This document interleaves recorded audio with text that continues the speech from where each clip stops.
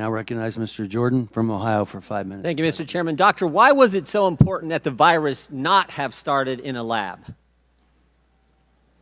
We don't know where it started, and that's the reason why I keep an open mind. So I don't know what you mean by why was it so important. It wasn't important. Well, you still don't know where it started? The guys you gave money to figured it out in 3 days. No. Mr. Anderson said on January 31st, 2020, virus looks engineered, virus not consistent with evolutionary theory. The very next day, Dr. Gary said, I don't know how this happens in nature. It'd be easy to do in a lab. And then 3 days later, Shazam, they switch and say it has to be nature. So they figured it out in 3 days, but you still don't know? No, in fact, if you look at what they were saying, Congressman Jordan, they were saying that it was not a manufactured virus. It still could have evolved out of a lab. Well, let me read something here to you. They're not incompatible. In our study on the censorship of the Biden administration working with big tech, I want to read you a WhatsApp message from Mark Zuckerberg. Can we include that the White House put pressure on us to censor the lab leak theory? So this is a communication on July 16th, 2021. Nick Clegg, Joel Kaplan, Sheryl Sandberg, Mark Zuckerberg. They're certainly feeling the pressure to downplay any lab leak theory and go with the natural origin theory. Is there a question there?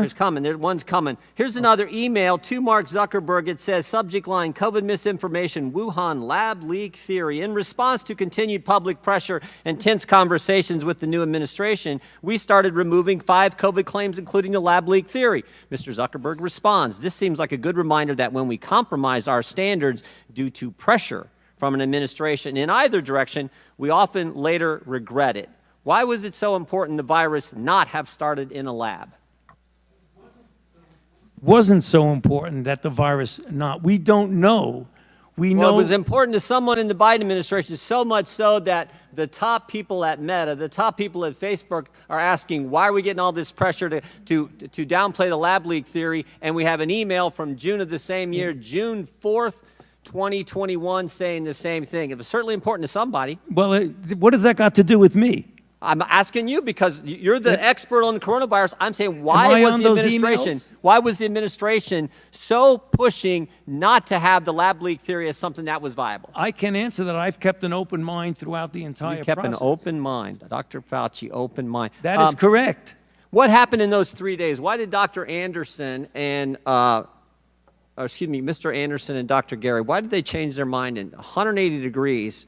Because what Christian Anderson says 3 days later, after he said virus looks engineered, virus not consistent with evolutionary theory, 3 days later he says the main crackpot theories going around at the moment relate to this virus being somehow engineered, and that is demonstrably false. How did they figure all that out in 3 days, Dr. Fauci? You can do that. You still have an open mind. Well, what they did is that they testified before this committee. What they did, they went back and looked at the sequences and realized that their initial concern was unfounded about that, and it did not look at all like it was manufactured. But as they said in their paper, even though they feel it was more likely— 3 days, they figured it out. That's exactly. You could do that in 3 days. You can scan sequences in a day. You don't need 3 days. Okay, who's Robert Redfield? The former director of the CDC. Dr. Redfield, right? And he was also on the coronavirus task force. Is that accurate? He was a member of the coronavirus task force. And here's what he said to this committee. He said, Redfield said that Fauci and Collins left him out because Redfield suspected that coronavirus had leaked from the Chinese lab. Is that accurate? Well, he said that, but that's not true. That is incorrect, Congressman. Dr. Redfield's lying to the committee when he sat right where you sat? When he said that I kept him out, that is an incorrect statement.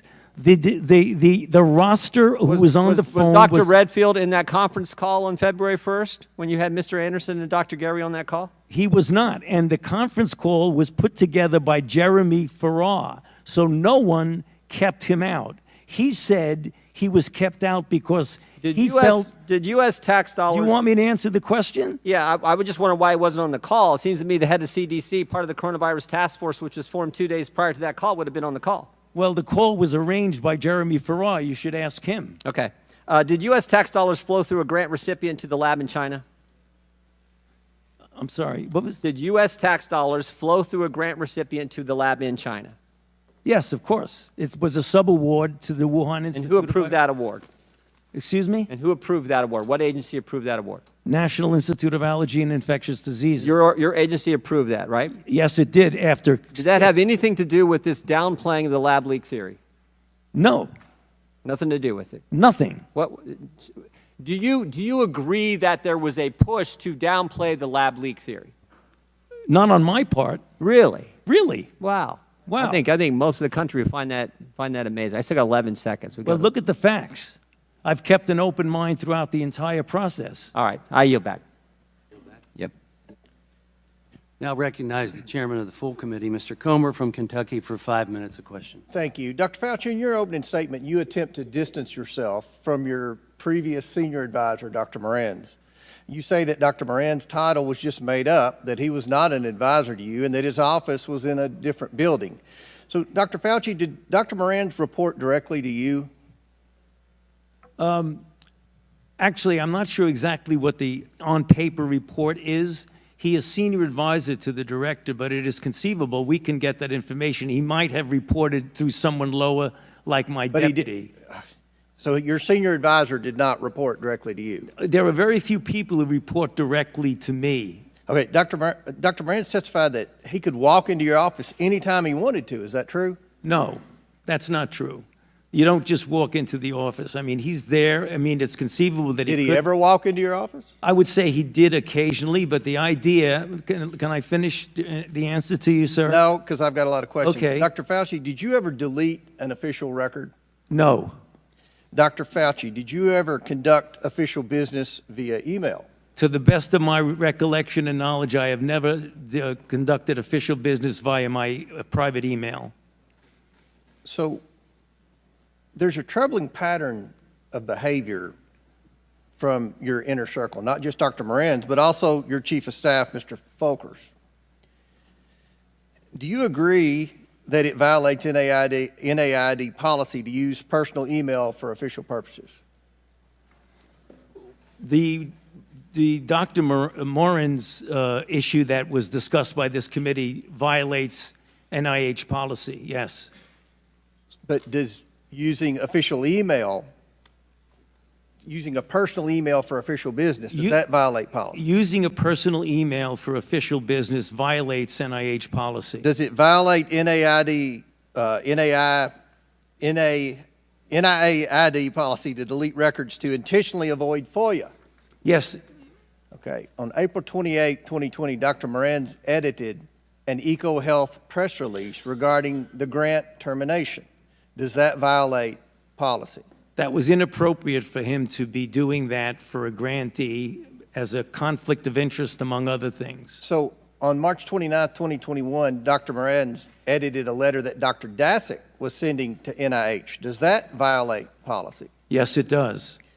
On October 25, 2021, Dr. Moran's provided Dr. Dasick with advice regarding how to mislead NIH on EcoHealth's late progress report. Does that violate policy? That was wrong and inappropriate and violated policy. On December 7, 2021, Dr. Moran's wrote to the chair of EcoHealth's board of directors to, quote, put in a word, end quote, for Dr. Dasick. Does that violate policy? Should not have done that. That was wrong. And that violates policy. Well, I'm not sure of a specific policy, but I imagine it does violate policy. He should not have been doing that. In addition to all those actions, Dr. Moran's wrote to Dr. Dasick, quote, Peter, from Tony's numerous recent comments to me, they are trying to protect you, end quote. Did you ever talk to Dr. Moran's about Dr. Dasick or EcoHealth Alliance? I can tell you, regarding what you said, I never spoke about protecting him. I mean, obviously, we knew that Dasick was a grantee, so I may have mentioned and discussed Dr. Dasick because he's a grantee, but I never spoke about protecting You're testifying him. that he just made that up. Excuse me? You're testifying that Dr. Moran's just made that up. I don't know where he got that, but that's not true. So by this point, Dr. Fauci, when these emails were written, you should have known that Dr. Dasick was more than 2 years late on a required progress report with his grant.